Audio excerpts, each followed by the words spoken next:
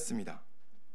그림 오른쪽에서 왼쪽으로 이동하면서 누워있는 어린 아기를 통해 우리의 과거를 묻게 되고, 그림 중앙에 서서 익은 과일을 따먹는 젊은이를 통해 우리의 현재를 보게 됩니다.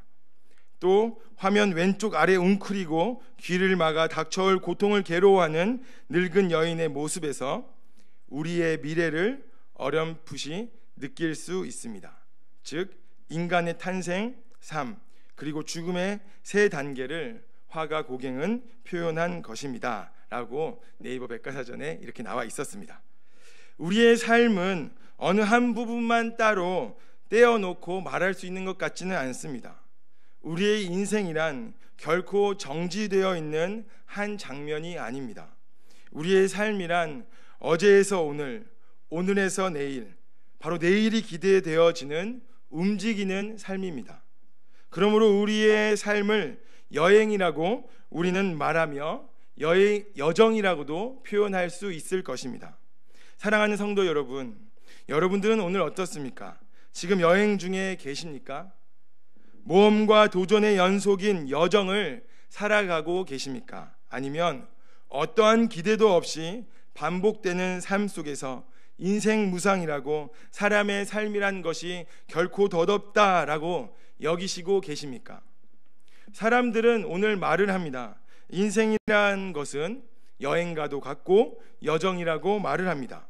그렇다면 우리의 삶은 지금 어디론가 향해 가고 있다는 것을 우리는 함께 생각해 볼 수 있을 것입니다. 조금 과격하게 표현하면 이미 죄로 죽었던 사람은 하나님의 오래 참으심과 은혜의 베푸심에도 불구하고 귀를 닫은 채로, 자신의 귀를 틀어막은 채로 죽음을 향해 달려가고 있는 것입니다. 인간이란 존재가 어느 곳을 향하여 달려가고 있고 이동하고 있는 존재라고 한다면, 우리네 인생이 어딘가를 향해 걸어가는 여정의 길이라고 한다면, 예수 없는 인생은 곧 스스로의 길을 틀어막은 채 한없이 죽음으로 달려가고 있는 것입니다. 하지만 오늘 예수를 우리의 그리스도요 주라 믿는 우리들은 어떻습니까? 우리가 달려가는 인생길은 죽음이 아니요 오직 생명의 길입니다. 우리는 죽음에서 생명으로 옮겨진 자들이기 때문입니다. 그러나 우리는 구원받았다고 하면서 단지 이 구원의 환호성에서 멈춰선 자들은 결코 아닐 것입니다. 하늘에 계신 우리 아버지께서 다스리시고 우리 주님이 보좌 우편에 앉아 계신 하나님의 나라를 향해 여행 중에 있고 달려가는 사람들이 바로 오늘 이곳에서 예배를 드리는 저와 우리 성도 여러분들이 될 것입니다. 그러므로 지금 성도 여러분들은 오늘 어떠한 여행을 하고 계십니까? 하나님을 향한 성도 여러분의 구원의 여정은 지금 어디에 있으며 어딜 향하고 있고 어떻게 걸어가고 있습니까? 혹시 어떤 길을 가야 하는지 고민하고 계시지는 않습니까? 미래를 조금도 알 수 없는 우리는 솔직히 우리의 길이 어디로 가고 있으며 우리의 길은 어떤 길인지 잘 모릅니다. 그런데 성경은 그런 우리를 향하여 이 직장이 주님의 뜻인지, 저 직장이 올바로 들어선 길인지 결코 말하고 있지 않다는 것을 발견합니다. 또한 성경은 이미 길에 들어선 우리들을 향하여 얼마나 돈을 더 벌어야 하는지 전혀 말하고 있지도 않습니다. 다만 성경이 우리에게 제시해 주는 길은, 우리가 걸어가야 하는 그 길은 예수님의 길을 가라고 말합니다. 다만 예수의 길을 가라고 하는 것입니다. 오늘 내가 걸어가야 하는 여행길은 예수님의 길이 나의 길이 되는 것입니다. 성도 곧 하나님의 거룩한 백성이요 제자 곧 예수께서 우리를 부르신 길은 하나님께서 우리의 초점을 맞추고 예수 그리스도의 길을 따라가는 것입니다. 왜냐하면 베드로전서 1장 3절에서 말하고 있는 것처럼 우리는 예수 그리스도가 우리의 산 소망되는 존재이기 때문입니다. 예가라는 노래가 있습니다. 예가라는 노래가 아마도 이러한 우리의 인생의 여정의 길이 어떠한 길인지 잘 표현해주고 있는 것 같습니다. 그 가사는 이러합니다. 예수님은 나의 노래, 예수님은 나의 집, 예수님은 나의 노래, 예수님은 나의 길. 할렐루야 노래하리. 평생토록 그 집에서. 할렐루야 주 따르리. 그분의 길, 나의 길. 그분의 길이 우리가 인생길에 걸어가야 할 나의 길이라는 고백입니다. 우리의 인생의 여정, 곧 여행길은 구원의 노래를 부르면서 죽으시고 부활하셔서 하나님 보좌 우편에 앉아 계신 예수 그리스도의 길을 따라 하나님의 영광의 나라로 가는 여행길일 것입니다. 이것이 오늘 우리에게 사도 베드로가 제시하고 있는 우리가 살아가는 삶의 길인 것입니다. 먼저 베드로는 우리에게 세 가지 그림으로 본문에서 우리가 어디로 향해 가고 있는지를 보여주고 있습니다. 전체적인 그림은 예수님이 죽으시고 부활하셔서 승천하심으로 하나님 보좌 우편에 계시기까지 이동해 가시는 예수님의 모습을 보여줍니다. 그리고 그 다음으로는 노아의 방주가 홍수를 통과하여 구원받는 모습을 또한 보여주고 있습니다. 그리고 마지막으로는 구원받은 표인 세례받은 성도들이 이제는 하나님을 향해 달려가는 모습을 오늘 본문은 우리에게 보여주고 있습니다. 여기서 우리가 한 가지 짚고 넘어가야 할 것이 있습니다. 그것은 소위 지옥 강하라고 말하는 것입니다. 오늘 19절에 있는 말씀을 들어서 많은 사람들은 지옥 강하의 교리를 말합니다. 예수님이 지옥에 옥에 있는 영들에게 내려가셔서 선포하셨다는 것이죠. 특별히 천주교는 19절에 있는 말씀을 들어서 자신들의 연옥의 교리를 말하는데, 사실 이 19절은 연옥의 교리를 전혀 지지하고 있지 않습니다. 조금도 지지하고 있는, 근거하고 있는 구절이 아닌 것입니다. 어거스틴을 비롯한 전통적인 이 해석은 예수님이 성령으로 노아를 통해 죄악이 가득한 세상에서 죄인들을 살리기 위해 홍수 심판과 구원을 바로 예수님이 영으로서 노아와 함께 선포하셨다는 것입니다. 여기서 오늘 19절에 나와 있는 옥은 문자 그대로 우리가 보는 것처럼 감옥이라는 장소를 의미하는 것이 아니라 영적 감옥에 있는 죄로 인해 심판받을 사람들에게 선포하는 것이라고 해석하고 있습니다. 전통적으로 대체적으로 이러한 해석을 따르고 있는 것입니다. 그러나 이러한 해석은 오늘 본문 문맥과는 어울리지 않는 것 같습니다. 19절 한 구절만 봤을 때는 지지하고 있는 것 같지만 오늘 전체적으로 18절에서부터 22절까지 우리가 어디론가 향해 가고 있는 성도라는 모습을 보여주는 데 있어서 아마도 이러한 해석은 잘 어울리지 않는 것 같습니다. 왜냐하면 베드로는 예수님이 지옥에 가셨다는 정보를 전달하려는 것이 목적이 아니라 제자로 살아가는 길을 포기하려고 하는 사람들, 성도로 살아가는 것에 대해서 회의가 들고 믿음으로 산다는 것에 좌절을 맛본 자들에게 격려하고 응원하려고 하고 있기 때문에 지옥 강하라고 하는 해석은 다소 어울리지 않는 것 같습니다. 신앙인이 낙심 가운데 쓰러져 있는 것입니다. 왜냐하면 믿지 않는 세상 사람들이 신앙인들을 바라보는 눈초리가 매우 차가울 뿐만 아니라 신앙인들은 믿지 않는 세상 속에서 소외감을 가지고 살아가고 있기 때문입니다. 뿐만 아니라 신앙의 가치관을 따라 사는 삶에서 오는 세상과의 부딪힘은 오늘 자신의 믿음에 대해서 회의감을 가지게 하고 부당하게 불이익을 당한다는 의식이 절망감을 가져오고 있기 때문입니다. 성도의 삶을 둘러싼 모든 환경이 눌러오는 심한 압박에 베드로는 지금 예수님이 지옥에 가셨다는 것을 알려주고 있는 것이 아니라 우리와 같이 되셨고 우리가 겪는 이런 고난과 부당함과 고통을 겪으신 우리 주님께서 어떻게 승리하셨는지를 보여주심으로 오늘 사도 베드로의 편지를 들고 있는 성도들과 마찬가지로 오늘 세상에 얽매이고 세상이 우리에게 주는 모든 낙심과 모든 괴로움 속에서 낙심하는 성도여, 하늘 보좌에 앉으신 주 예수 그리스도를 향해 일어서서 주 예수 그리스도를 바라봄으로 예수의 길을 결코 포기하지 말고 가라고 외치고 있는 것입니다. 먼저 18절에서부터 22절은 예수께서 죽으시고 부활하셨다가 다시 지옥에 내려가시고 나서 하늘에 올라가시는, 그리고 하나님 보좌 우편에 계시는 모습으로서 예수님이 오르락 내리락 하는 그림을 보여주고 있는 것이 아닙니다. 오직 예수님은 죽으시고 부활하셨습니다. 그리고 19절에서 우리 성도님들이 발견하시는 것처럼 가서라는 말과 22절에 나오는 오르사라는 말은 같은 뜻으로 어디로 향하여 간다는 말입니다. 즉 부활하신 예수님이 지옥으로 내려가신 것이 아니라 하나님 보좌 우편을 향하여서 멈추지 아니하시고 쭉 그 하나님 보좌 우편으로 향해 가셨다는 것입니다.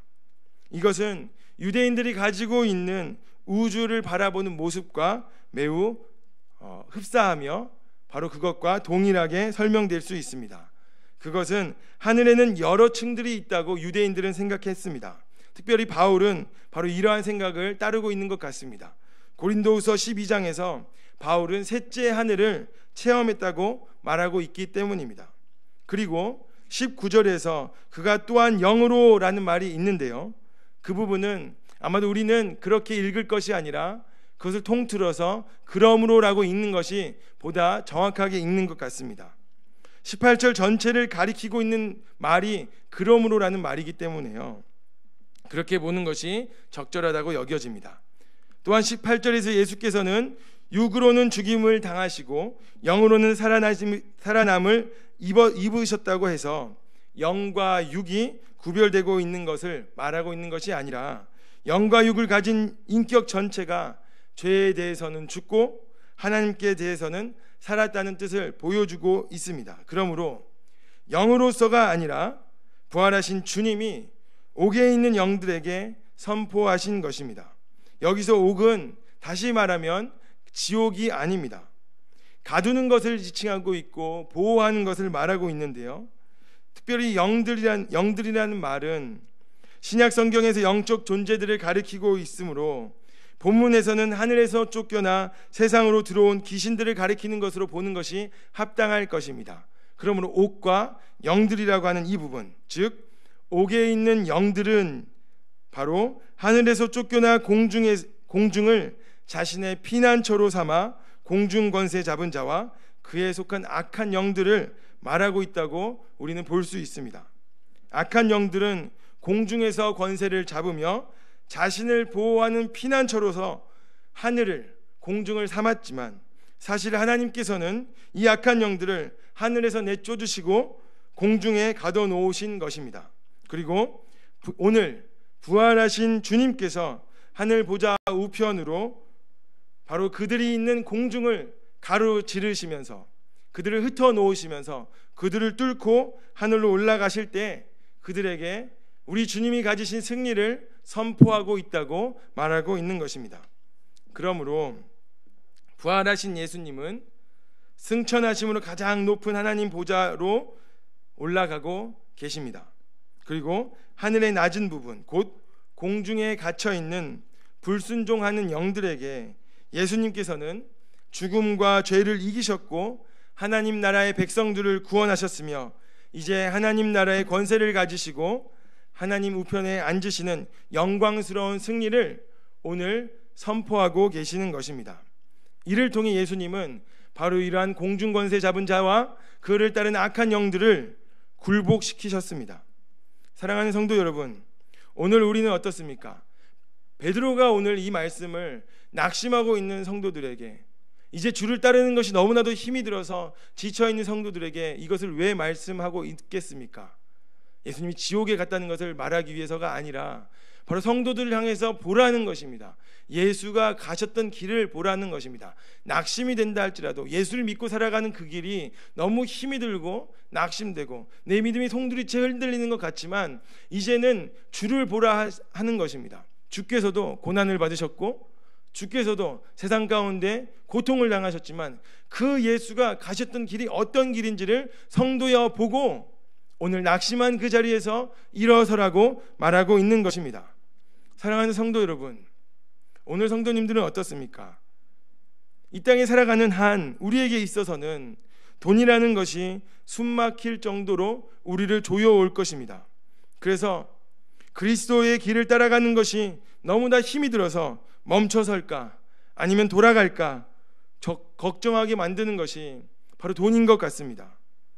신앙의 가치관으로 일터에서 정직함과 거룩함으로 임하니 오히려 손해가 따르고 불이익을 감내해야 하는 것이 오늘 우리가 신앙인으로서 살아가는 길의 모습입니다. 왜 내가 바보처럼 세상 사람들의 핀잔을 들으면서 이렇게 믿음을 지켜야 하는가? 회의감이 드는 것입니다. 믿음으로 살아가는 삶이 이기는 삶이라고 우리는 수도 없이 들어왔고, 우리는 이기는 삶이라고 믿음을 따라가는 그 길이 승리하는 길이라고 우리는 외치며 기도하였는데, 정작 우리에게 다가오는 감정은 패배감이라는 것입니다. 바로 이런 가운데 있는 성도들을 향하여서 오늘 성령 하나님은 우리를 향하여 패배한 것처럼 보여도, 다 잃어버린 것처럼 보여도 그것이 끝이 아니라고 말하고 있는 것입니다. 예수님이 십자가에 달려 죽으신 것이 끝이 아닌 것입니다.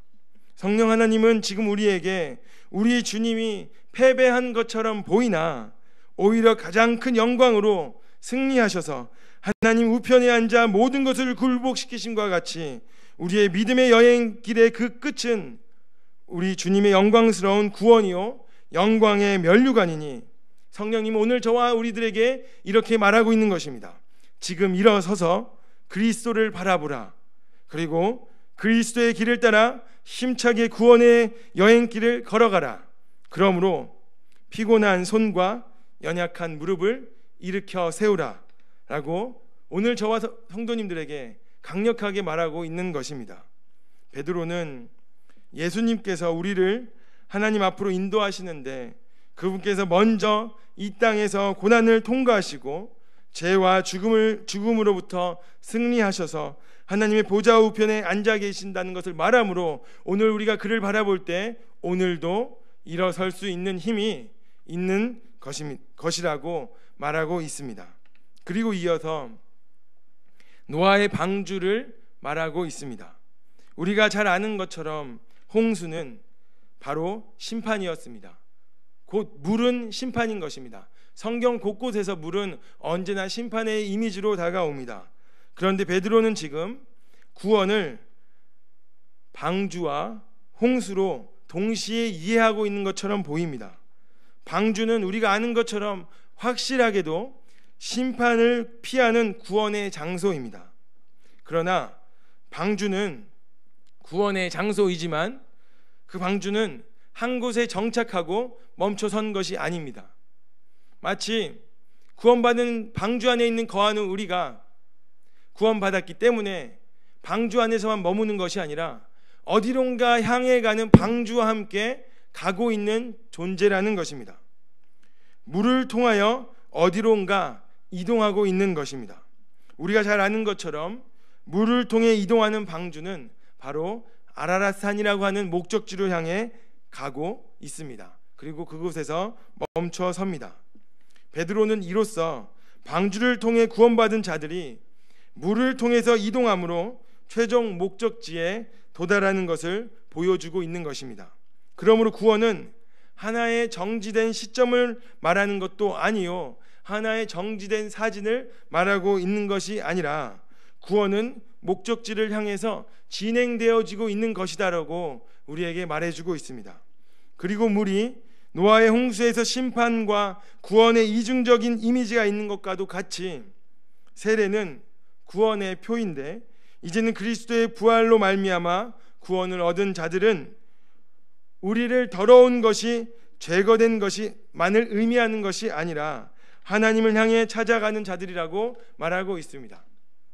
언제나 세례는 우리가 죄 씻음의 인치심을 보여주는 인침의 사건입니다. 우리가 세례를 받으면 구원의 표가 되는 것인데, 왜 구원의 표가 되는 것이냐면 우리가 물로 죄 씻음 받은 것을 보여줌으로 우리가 예수 그리스도의 보혈의 피로 말미암아 깨끗하게 되었기 때문이라고 말하고 있기 때문입니다. 그러나 단지 우리가 이 구원을 얻음은 세례로 물로 씻김 받은 것으로 그치는 것이 아니라고 오늘 베드로는 말하는 것입니다. 성도가 세례를 받았는요? 그렇다면 죄 씻음에서 멈춰서는 것이 아니라 이제는 하나님을 향해서 적극적으로 찾아가는 자들이 바로 세례를 받은 자들이다. 때로는 그들에게 낙심이 찾아오고 세상이 그들에게 목조르고 세상이 그들을 향해서 핀잔을 하며 세상에 있는 모든 압박이 오늘 우리의 무릎을 약하게 하고 넘어뜨리게 할지라도 세례받은 성도의 가는 그 길은 구원을 향하여 그 여정에 결코 멈춤 없이 달려가는 자들이다라고 말하고 있는 것입니다. 다시 말하면 성도가 받은 세례는 구원받은 한 장의 티켓만을, 마치 구원 열차를 타는 한 장의 티켓만을 의미하는 것이 아니라 방주가 홍수의 심판의 물 위에 떠서 아라랏산을 향하여 가듯이 죄의 심판으로부터 구원받아 하나님을 향하여 나아가는 여행길이라고 보여주고 있는 것입니다. 이로써 이 세 가지의 그림은 오늘 본문 말씀을 통해서 지금 우리가 어디로 향해 가고 있는지를 명확하게 보여주고 있습니다. 그것은 예수 그리스도를 통해 구원받은 우리는 그리스도가 가신 길을 따라 지금도 하나님을 향해 여행길을 가고 있다라는 것입니다.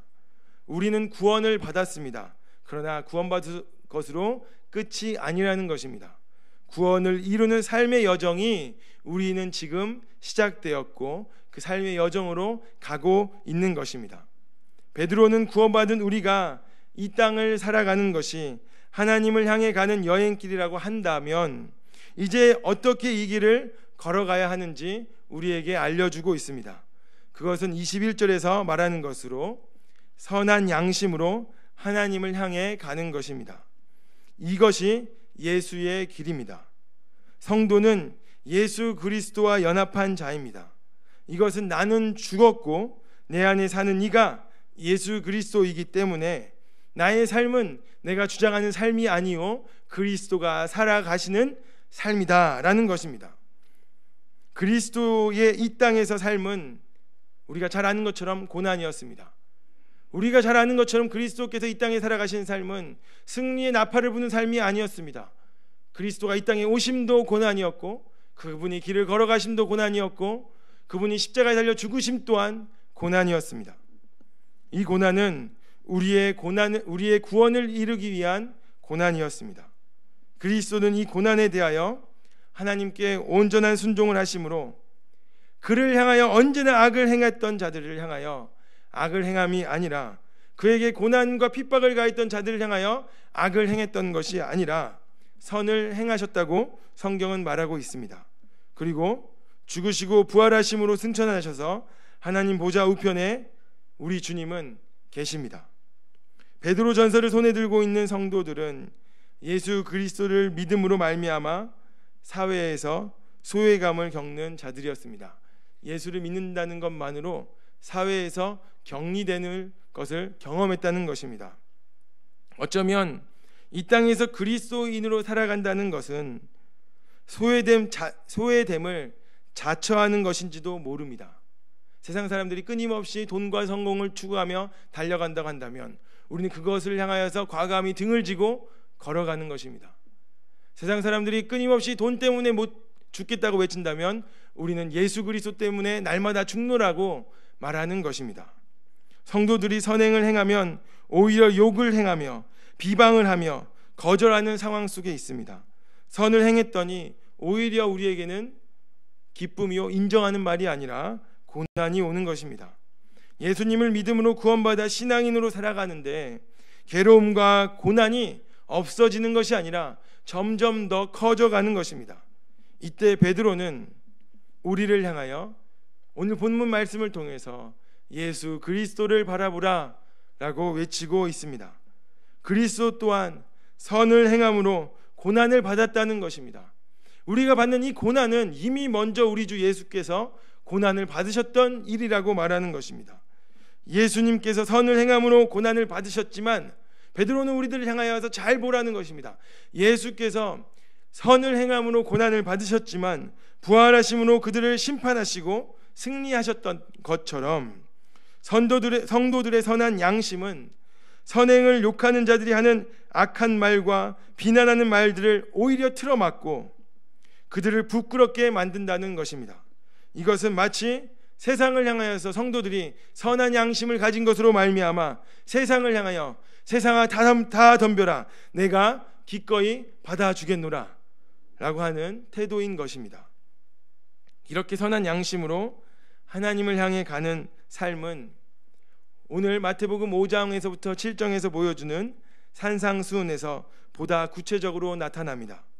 오른뺨을 치면 왼뺨도 돌려대며 속옷을 가지고 자는 자에게 겉옷까지 주고 억지로 오리를 가게 하면 심리를 동행하여 주는 것입니다.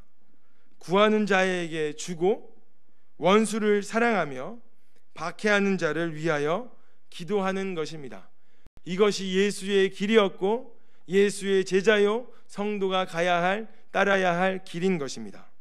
이것은 우리의 선한 행동이 도리어 우리를 욕하는 자들을 부끄럽게 하며 또한 그들의 잘못을 우리의 선한 행동으로 폭로함으로 그들이 잘못하고 있다는 것을 밝히 보여 알게 하는 것입니다. 그로 말미암아 그들 또한도 우리 주님께서 우리를 하나님께로 향하도록 인도하셨던 것처럼 우리의 선한 양심의 행동이 밝게 빛나서 우리를 향해 악을 행한 자들마다 그들 스스로 악한 자라는 것을 발견하고 그들이 이제는 그리스도께로 인도함을 입을 수 있게 되는 것입니다.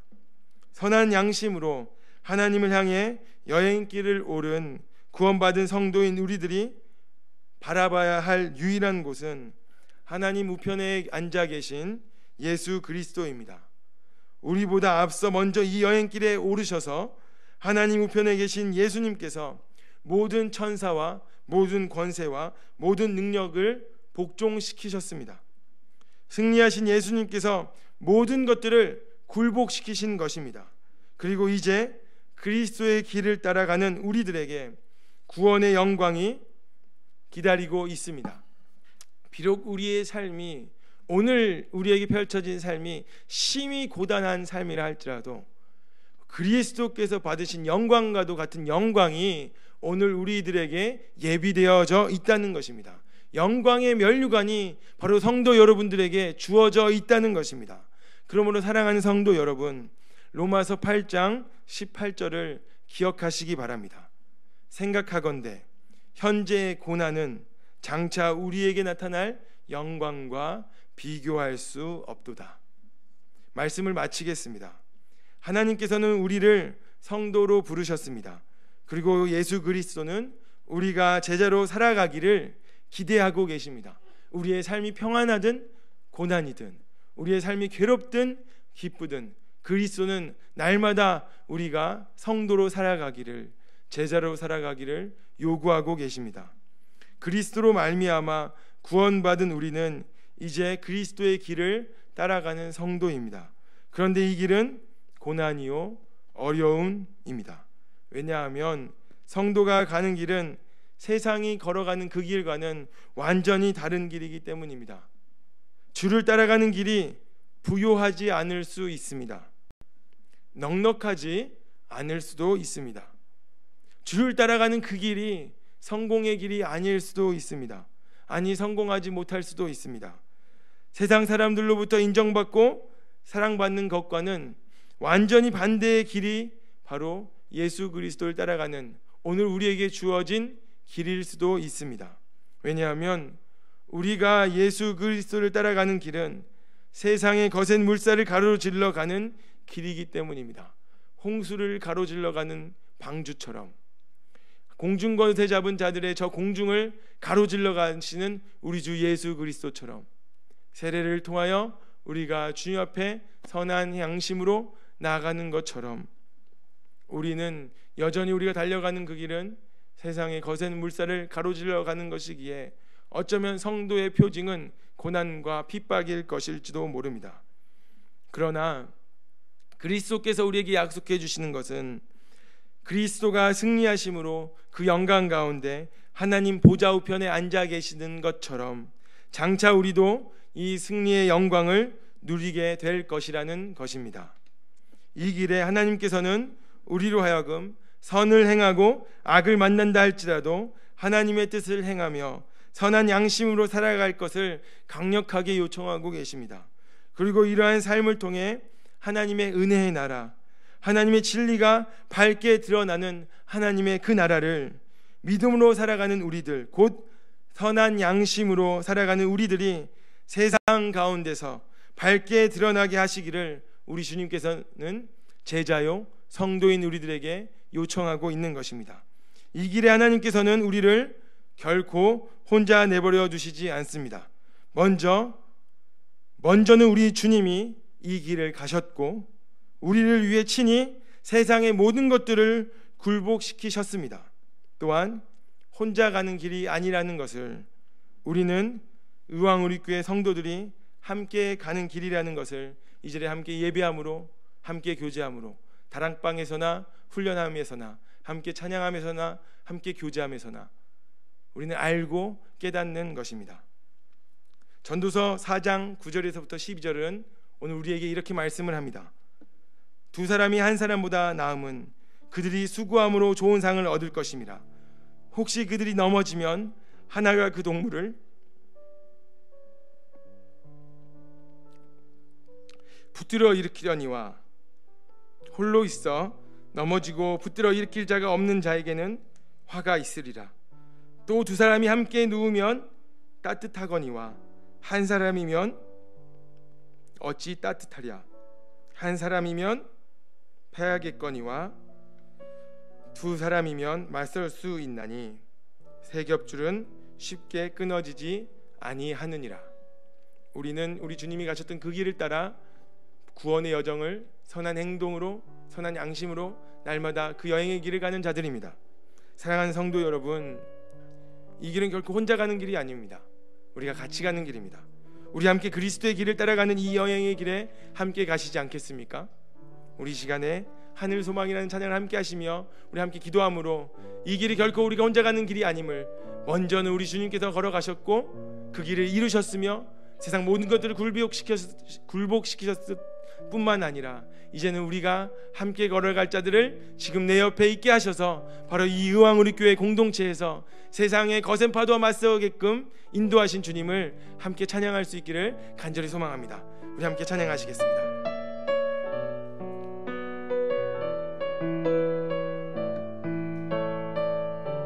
나 지금은 비록 땅을 버타며, 나 지금은 비록 땅을 버타며 살지라도 내 영혼 저 하늘을 디디며 사네. 내 주님 계신 눈물 없는 곳, 저 하늘에 숨겨둔 내 소망이 내 제자로 살아가는 길입니다. 성도로 살아가는 길입니다. 보고픈 얼굴들, 그리운 이름들 나만이 생각나. 때론 가슴 터지도록 기다려지는 곳, 내 아버지 넓은 분할 맞으시는 저 하늘에 쌓아둔 내 소망이 있네. 주님 그 나라에 이를 때까지 순례의 걸음 멈추지 않으며 어떤 시련이 와도 나도 두렵지 않네. 주와 함께 걷는 이 길. 우리 다시 한 번 더 처음부터 고백하겠습니다. 나 지금은 비록 땅을 버타며 살지라도 내 영혼 저 하늘을 디디며 사네.